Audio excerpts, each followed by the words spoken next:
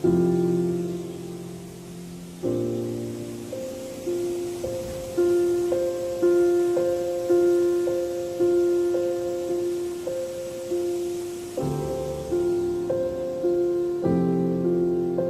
siang, Bapak Ibu, kemudian ada adik-adik PPL. Terima kasih sudah bersedia meluangkan waktu berkumpul di tempat ini. Jadi saya dengan Pak Sil hari ini melakukan kegiatan aksi nyata dari pendidikan kami, yaitu pemetaan aset.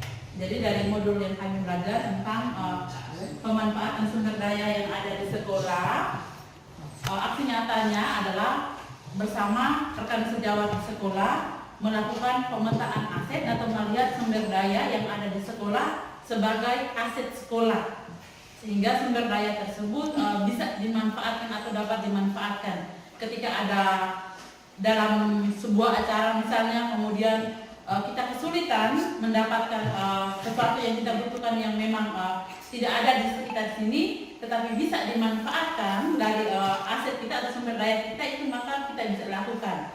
Jadi tujuannya adalah kita melihat dulu apa aset atau modal yang kita punya. Jadi itu kegiatan yang hari ini saya dengan Pak Sil lakukan. Nah, sebelum kami masih berkumpul di sini, kamu ya Tuhan datanglah tinggal bersama kami dalam rangkaian kegiatan kami siang ini. Oke, selamat siang Bapak Kepala bersama Bapak Komite serta rekan-rekan guru dan adik-adik yang lainnya. Yang paling pertama saya perlu menyampaikan terima kasih banyak atas waktu dan kesempatan Bapak Ibu yang memenuhi undangan kami dalam pembahasan aset sekolah kita. Tetapi baik Bapak Ibu sekalian dengan adik-adik PPL, Bapak Kepala Sekolah bersama Bapak Komite, untuk saat ini di siang yang terik ini baiknya kita melakukan sedikit peregangan. Bu Vince.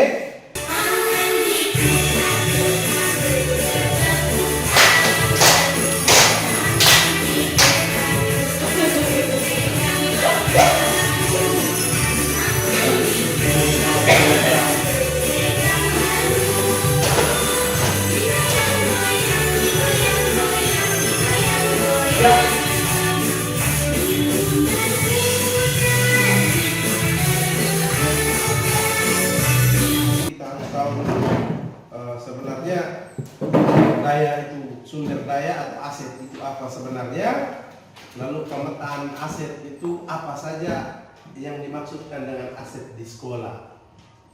Karena keberadaan kita di sekolah ini Bapak Ibu Guru, kita dipandang sebagai sebuah ekosistem. Nah, dan kalau ekosistem berarti Bapak Ibu Guru IPA khususnya biologi tentu sudah tahu ekosistem itu bagaimana. Kalau kita belajar tentang ekologi, berarti kita mengerti baik tentang ekosistem, bahwa ekosistem itu adalah hubungan antara makhluk hidup. Nah, Bapak Ibu Guru hebat sekalian, mari kita lihat, tadi saya gambarkan bahwa sekolah adalah sebuah ekosistem. Maka di sekolah itu ada dua bagian besar, ada dua faktor yang ada di sekolah yang menjadi bagian dari ekosistem itu. Yang pertama biotik dan abiotik. Nah, kalau biotik itu dia berhubungan atau bersentuhan dengan hal-hal hidup. Kalau biotik, kalau abiotik berarti dia bersentuhan dengan hal-hal yang tidak hidup atau tidak bernyawa. Nah, kira-kira yang hidup itu apa saja di sekolah? Nah, yang hidup di sekolah itu mulai dari kepala sekolah juga hidup, komite juga hidup, guru juga hidup, pengawas sekolah juga hidup, orang tua juga hidup, masyarakat sekitar sekolah termasuk pemalis mereka juga hidup, dan pemerintah daerah. Dan ini sebenarnya adalah bagian-bagian pendukung ekosistem sekolah kita di sekolah ini. Kalau faktor abiotik itu dia berhubungan dengan hal-hal mati atau tidak bernyawa, itu seperti hal-hal finansial. Hal finansial itu berhubungan dengan keuangan. Lalu ada sarana dan prasarana serta lingkungan alam. Nah, lingkungan alam yang dimaksud itu tidak hanya sebatas lingkungan sekolah kita, tetapi secara umum digambarkan dalam lingkungan lebih luas lagi, di desa kita, di kecamatan kita, bahkan di kabupaten kita. itu bagian dari lingkungan alam. Tentu kalau di sekolah, apalagi kita sekolah besar ini, banyak memiliki masalah. Ada masalah yang cepat diselesaikan, ada masalah yang lama diselesaikan, bahkan bertahun-tahun. Lalu, kira-kira pendekatan yang bagaimana? Pendekatan yang kita gunakan itu adalah pendekatan berbasis aset dan pendekatan berbasis kekurangan. Macam Pak Maksi, mereka kalau pernah belajar analisis manajemen SWOT itu bagian kecil dari soal pemetaan aset ini. Lalu kita lihat soal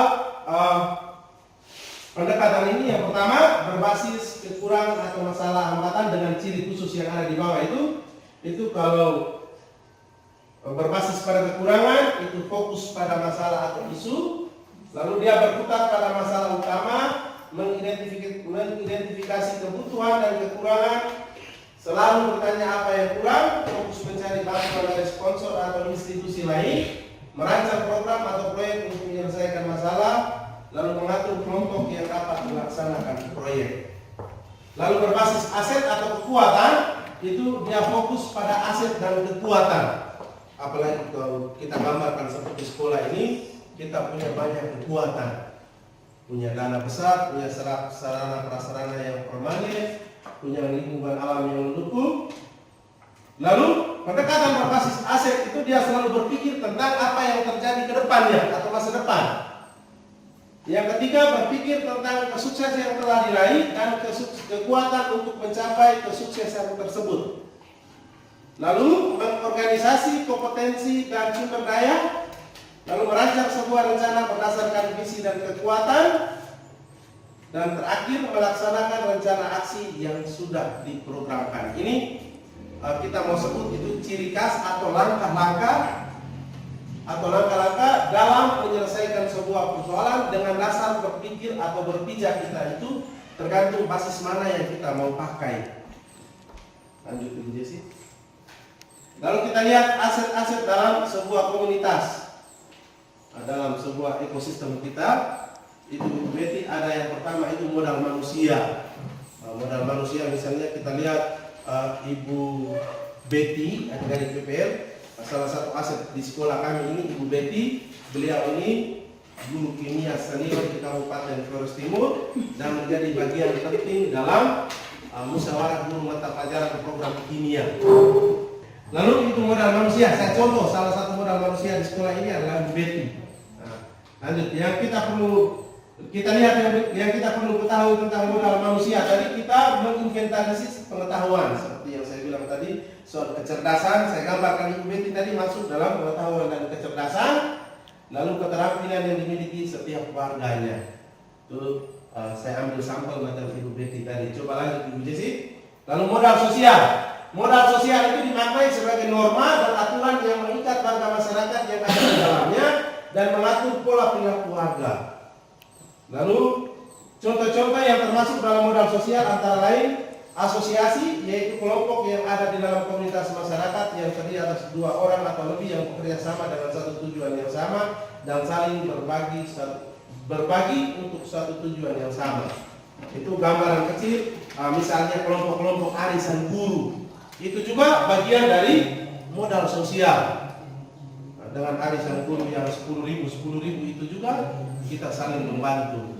Oke, lanjut Ibu. Dan modal politik. Modal politik itu berkaitan dengan kekuasaan dan kebijakan. Contohnya seorang kepala sekolah dengan kewenangan yang dimilikinya menggunakan kewenangannya untuk membuat kebijakan-kebijakan yang mengakomodir kepentingan warga sekolah dan peningkatan kualitas pembelajaran yang berpihak pada murid.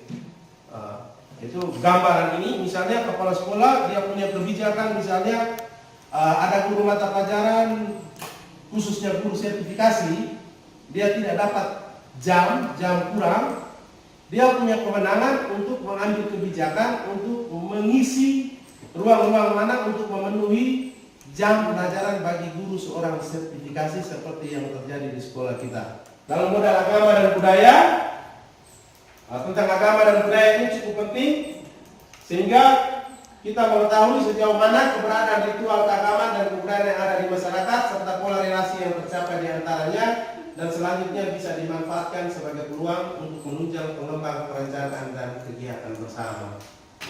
Sarana prasarana di sekolah kita ini semuanya permanen, lalu ada yang sudah dibangun bangunan itu bangunan yang bisa digunakan untuk kelas atau lokasi melakukan proses pembelajaran, laboratorium, pertemuan ataupun latihan, termasuk lapangan kita di luar itu. Lalu infrastruktur atau sarana prasarana mulai dari saluran pembangunan sistem air, mesin, jalan, jalur komunikasi, sarana pendukung dan pembelajaran, alat transportasi dan lain-lain. Sekarang kita lihat modal lingkungan alam. Itu potensi-potensi yang erat kaitannya dengan alam. Itu bisa berupa bumi, udara, laut, taman, danau, sungai, tumbuhan, hewan dan sebagainya. Yang saya sampaikan sebelumnya bahwa lingkungan alam itu tidak hanya terbatas pada lingkungan sekolah kita, tetapi lingkungan di luar sekolah juga itu juga bagian dari aset yang berada di sekitarnya. Oke, lanjut Ibu. Modal finansial. Nah, modal finansial ini kita di sini banyak. Modal finansial itu dukungan keuangan yang dimiliki oleh sebuah komunitas yang dapat digunakan untuk membiayai proses pembangunan dan kegiatan sebuah komunitas. Itu dia termasuk tabungan, hutang, investasi, pengurangan pendapatan pajak, hibah, gaji, serta sumber pendapatan internal dan eksternal. Nah, pendapatan yang lain selain kalau kita di sekolah kan ada dana komite dan dana bos. Ada juga uang ijazah untuk para penulis ijazah yang UBT ijazah terima setelah menulis ijazah, itu juga dipandang sebagai aset. Nah, lalu pungutan-pungutan lain lagi itu juga aset finansial. Oke, lanjut. Ini sudah bagian terakhir. Sekarang dengan penjelasan ringkas dari saya tadi, Bapak Ibu sekalian, adik-adik PPR, kita akan buat simulasi. Kita masuk pada bagian berikut itu, simulasi dalam kaitannya dengan potensi-potensi atau aset-aset yang ada di SMA Negeri 1 Adonara Barat. Jadi tentu Pak Maksi sudah tahu baik tentang aset-aset yang ada di sekolah ini. Adik-adik PPR barangkali kasat mata data pertama lihat kira-kira modal finansial, kira-kira dengan jumlah siswa yang banyak ini apakah punya uang ini cukup banyak atau tidak, dapat dijadikan sebagai kekuatan atau tidak, atau lihat kekuatan lain khususnya pada modal fisik, kira-kira gedung semua ini dapat menjadi sebuah kekuatan atau tidak. Selanjutnya kita coba masuk pada bagian berikut, kita simulasi melihat aset yang ada di sekolah kita ini. Selanjutnya saya berikan waktu kepada Ibu Desi untuk memandu kita dalam kegiatan simulasi. Bagikan materi sedikit tentang 7 aset yang ada di sebuah komunitas. Nah, dari penjelasan Pak Sir tadi bahwa dalam sebuah komunitas ada 7 aset. Sekarang kita melihat bagaimana dengan sekolah kita di SMA Negeri 1 Adonara Barat ini. Aset manusianya atau modal manusianya ada atau tidak, siapa yang menjadi asetnya. Kemudian modal politik kita punya di sini dari penjelasan tadi, ada atau tidak, modal politiknya seperti apa. Begitupun modal fisik, finansial, agama dan budaya, lingkungan atau alam, dan modal sosial. Intinya bahwa setiap modal itu sasarannya jelas, semuanya untuk siswa. Tujuannya adalah untuk memenuhi kebutuhan anak. Jadi saya bagikan sticky note-nya, nanti Bapak Ibu masing-masing menulis. Jadi setiap orang punya 7 lembar untuk menulis modal manusia, modal politik, modal fisik, modal finansial, agama dan budaya, lingkungan atau alam, dan modal sosial. Bisa Siap. Siap?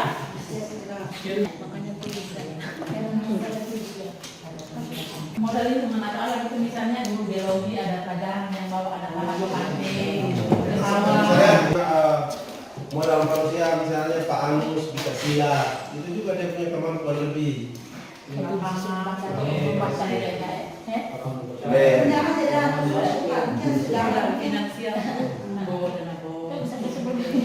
Dana bos, dana komite. Kami kepala sekolah sarjana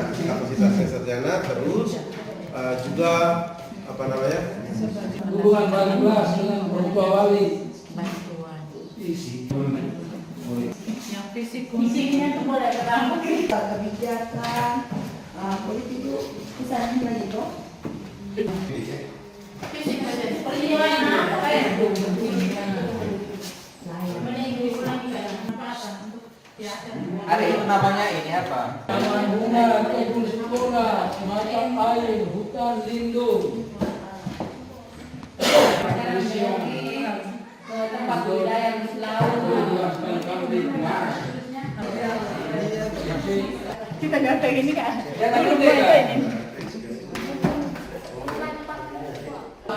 Baik, Bapak Ibu, terima kasih sudah memetakan, menulis aset yang ada di sekolah kita. Kesempatan berikutnya saya minta beberapa teman untuk membacakan aset-aset yang sudah ditulis. Mulai yang pertama modal manusia. Kepala sekolah sebagai pimpinan dan sebagai pengajar praktik dan sebagai seorang sastrawan terbukti menulis beberapa karya tulis yang sudah beredar di masyarakat. Guru-guru berijazah S1, tenaga pendidikan yang profesional, banyak guru-guru yang sudah bersertifikasi, ada guru yang bersertifikasi penulis, yaitu karya ilmiah, cerpen, dan puisi. Tangan dulu untuk membacakan modal manusia atau aset manusia untuk kita di sekolah sini. SMA Negeri 1 Adinara Barat itu kita lihat yang pertama dari kepala sekolah. Kepala sekolah adalah pengajar praktik. Sudah punya beberapa buku yang diterbitkan. Nah, ini menjadi aset bagi kita. Misalnya dalam kegiatan selanjutnya atau kegiatan untuk guru-guru bahasa Indonesia terkait dengan penulisan buku, kita tidak lagi mendatangkan narasumber dari luar, bayar mereka kasih keluar uang, tetapi kita manfaatkan kita punya kepala sekolah tadi karena sebagai aset. Guru sertifikasi, kita semua tahu bagaimana proses pendidikan profesi guru, banyak sekali ilmu yang didapat. Terus rata-rata gurunya kan S1 semua. Kita semua belajar bagaimana cara mendidik anak, kemudian mengajar anak yang baik, memberikan pelajaran yang berpusat pada anak. Itu kita semua belajar dan itu menjadi aset bagi kita.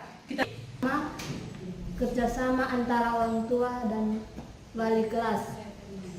Yang kedua, sekolah dan masyarakat sekitar.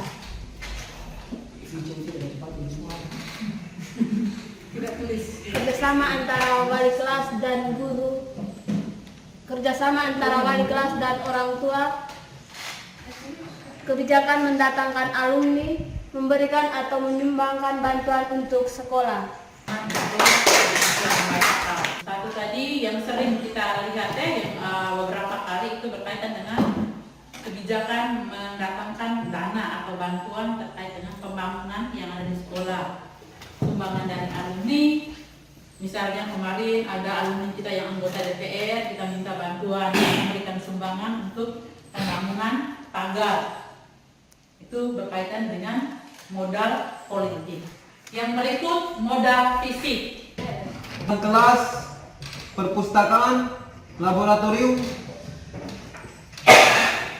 Jadi modal fisik ini berkaitan dengan sarana prasarana yang ada di sekolah yang kita bisa manfaatkan untuk kebutuhan anak. Tadi sudah dibacakan gedung, ruangan kelas, kita punya laboratorium, lapangan, kemudian drainase itu juga masuk dalam modal fisik.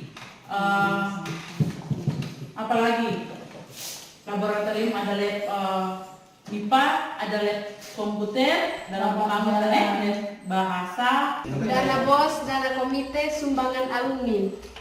Yang berikut, dana BOS, uang SPP, beasiswa PIP, beasiswa PIP. BOS jelas kita punya, komite ada, dana alumni sumbangan 100.000 itu kita juga punya. Jadi kalau kita punya di sini palingan itu saja BOS, komite dengan dana alumni, tapi dana alumni ini kan tidak tercapai dan jelas. Guru agama membimbing anak-anak murid, guru agama mengajar anak-anak murid. Yang kedua, aktif dalam kegiatan keagamaan ekskul tari. Yang ketiga, adanya perayaan rohani dalam membina iman anak dan kegiatan syukuran yang melibatkan para imam maupun masjid dan gereja, serta adanya kegiatan rekoleksi. Guru agama dalam pembinaan rohani, kita tidak perlu lagi mendatangkan orang dari luar, karena kita punya di sini ada baik guru agama Katolik maupun guru agama Islam. Begitupun pastor misalnya di wilayah kita kan ada, kita tidak perlu mendatangkan yang jauh-jauh, kita manfaatkan yang ada di sekitar kita. Terus budaya ini misalnya dalam kegiatan kemarin yang pentas teater, kita manfaatkan orang-orang di sekitar kita, di kampung kita, di wilayah kita yang mengerti terkait dengan budaya. Yang pertama modal lingkungan atau alam, itu ada kebun sekolah, mata air, dan hutan lindung. Lalu membawa peserta didik untuk melihat langsung ke pabrik VCO. Tempat budidaya rumput laut dimanfaatkan dalam pembelajaran biologi. Pengadaan revisasi sebagai bahan materi biologi tentang keanekaragaman hayati. Misalnya dalam pelajaran biologi, bisa bawa anak-anak langsung ke pantai atau melihat yang tadi rumput laut. Kemudian ada mata air, kita manfaatkan, misalnya guru geografi belajar tentang air, pergi langsung ke mata airnya. Jadi seperti itu bagaimana kita memanfaatkan lingkungan atau alam dalam kegiatan pembelajaran kita. Pertama, ada OSIS. Kedua, komunitas guru mata pelajaran. Ketiga, kerjasama dengan orang lain atau organisasi LSM. Kedua, ada sosialisasi kesehatan di sekolah dan juga sosialisasi perpolitikan. Yang berikut, ada toleransi dengan umat agama lain, lalu bermitra kerja dengan pihak-pihak, misalnya puskesmas dan kepolisian. Sosial ini bagaimana kita menjalin relasi dengan orang-orang di luar komunitas kita, memanfaatkan potensi yang mereka punya untuk memenuhi kebutuhan kita di sekolah. Misalnya tadi berkaitan dengan anak-anak kita berikan ke mereka, misalnya terkait dengan gaya hidup. Kita datangkan orang dari puskesmas yang ada di wilayah kita paling dekat ini, atau berkait anak-anak kelas 12 yang kita kerjasama dengan Capilek, datangkan mereka, bantu urus KTP yang mereka punya. Jadi seperti itu pemanfaatan aset sosial yang ada di sekitar kita. Selanjutnya saya minta satu orang untuk memberikan refleksi terkait kegiatan kita hari ini. Terima kasih yang terhormat Bapak Kepala Sekolah, juga staf guru, dan yang kami hormati Ketua Komite dan anggota rekan-rekan kerja sekalian yang saya hormati, mewakili kita sekalian dalam kegiatan melihat apa yang menjadi pemetaan dari 7 aset yang ada, mulai daripada manusianya sampai pada lingkungan sosial. Saya mau mengatakan bahwa sebuah ajang kegiatan yang sangat bermakna, di mana mengajak kita sekalian, jika kita ada pada sebuah posisi menjadi pimpinan lembaga, kepala sekolah, atau pada wakasek, baik itu kurikulum maupun kesiswaan, dalam konsep pemetaan ini kita diajak tentunya untuk melihat sejauh mana kekuatan-kekuatan baik itu secara internal di dalam ekosistem lembaga itu sendiri, ataupun juga tidak sekedar mengandalkan kekuatan yang ada di dalam atau internal kita di dalam ekosistem lembaga, tetapi juga mengajak kita untuk senantiasa membangun sebuah ekosistem itu dengan menjalin relasi atau hubungan kerja eksternal, yaitu kita juga patut bekerja sama dan membangun relasi dengan pihak-pihak tertentu yang bisa dimanfaatkan atau bisa menjadi daya dukungan dan kekuatan kita bersama dalam membangun lembaga ini. Oke, terima kasih Ibu An. Luar biasa sekali Ibu An. Berharap kedepannya kita semua kalau punya ruang jadi kepala sekolah atau wakil kepala sekolah dan lain sebagainya, bisa memanfaatkan ilmu yang kita pelajari hari ini dalam memimpin sebuah lembaga ketika suatu saat Bapak Ibu menjalankan tugas yang seperti Ibu An sampaikan tadi. Akhir kata saya mewakili Ibu Jessi menyampaikan banyak-banyak terima kasih kepada Ibu Bapak sekalian yang berkesempatan hadir pada siang hari ini. Selanjutnya kita akhiri kegiatan kita ini dengan doa. Bapa yang Putra dan Roh Kudus. Amin.